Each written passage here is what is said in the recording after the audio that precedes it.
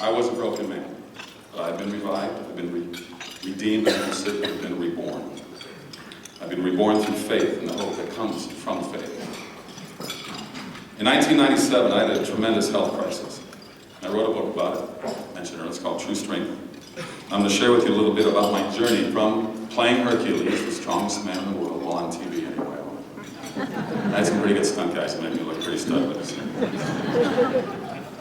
To understanding that really I was just a mere mortal and how nearly dying saved my life.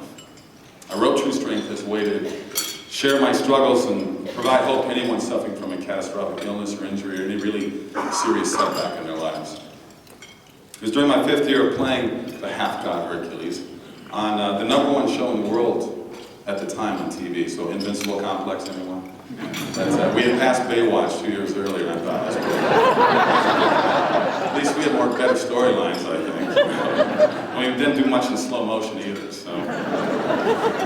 But I had developed over time, slowly, this numbness and this tingling sensation up and down my left arm, especially in these 3 fingers right here. They're cold, they were numb. I couldn't quite figure what was going on. You know, I was doing the majority of my stunts on my own. I loved it, I loved doing it, so I just kind of blew it off. I just figured it was just, I smashed something, I'd get over it. So, when I finished season 5, I was heading back. I lived in New Zealand, by the way. I shot the series down there for 7 years. And I was heading back to LA to start a publicity campaign for Call the Conqueror. It was my first big budget movie for Universal Studios.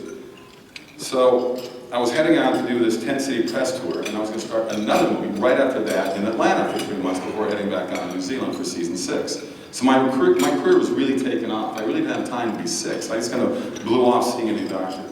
So here I'm in the middle of this promotional campaign for Call. I'm doing all the hot shows. I'm on Lennon, Letterman, I'm doing all these different shows. Jay Leno, I mean Lennon, so I'm back to Lennon. They probably had one talk show in Russia, right? But you know, I was having the time of my life. Things were great.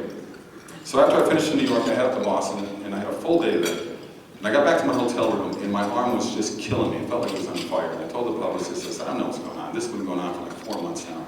So she called the studio for me, and the studio sent a doctor to my hotel room to check on me and see what's going on. His name was Dr. Die.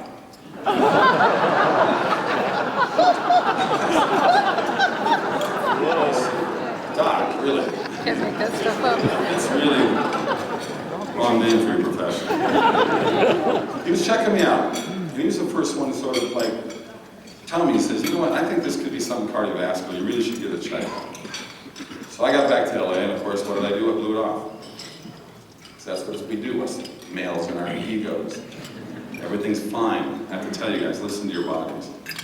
So I get back to LA to prep for my next movie, and during a workout at Gold's Gym, which was basically my second home, I first moved out there to LA. I lived in Santa Monica, and I was on the Venice border. Gold's Gym was like a mile away from me, and that was my heaven, that was my escape, and I loved it. So I went back there to work out, meet some old buddies, and went to pick up a couple of heavy dumbbells, and the one in my left arm just fell. I couldn't even hold it. I almost hit my foot, and I yelled. The pain was just ridiculous. It's like a lightning strike. And I said, okay, that's it. I finally went to see my doctor.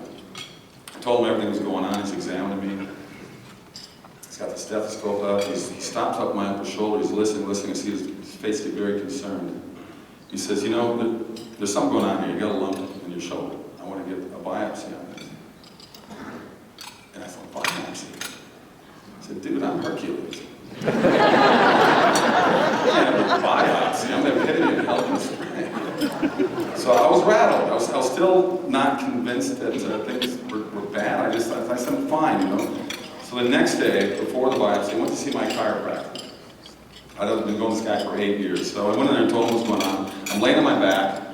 He's working on me. He says, yeah, you got something going on here. Something weird's going on here. So I'm laying there and I hear a voice inside my head say, don't let him crack your neck.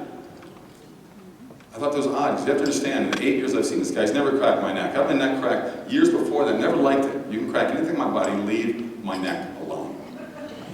Again, a voice, louder, more urgent, don't let him crack your neck. So I start to argue with this voice. Why?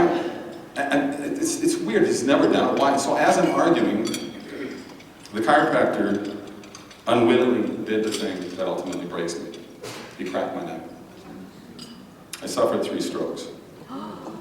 That lump in my left shoulder was an aneurysm that had been forming for who knows how long. That had been the reason my fingers were so cold and numb, because they'd been spitting off clots during those months and suffocating the blood flow with oxygen into my hand. That opening of it twisted, made 3 of those clots travel up to my shoulder, into my neck, up into my brain. 3 strokes. Caused me 3 years of hell. I had dizziness, nausea, heart palpitations, loss of sight, loss of speech, panic, anxiety attacks, overflow. Migraines, and this constant humming sound, like a generator in the back of my head that drove me crazy. That lasted 2 years, every day. To put it bluntly, I suffered. So here I was sitting on top of the world. Huge TV show, all the perks that go with it. I was in my mid-30s. I was in better shape than most guys in their 20s. If you saw the show, I was in pretty good shape. I was working out 2 hours every day on top of my 12 to 14 hours a day on the set. That was very typical for me to have a 17, 18-hour door-to-door day in my life. Crazy schedule, I know. Doing my own stunts because my ego said that I could, and I wanted to, and I loved it.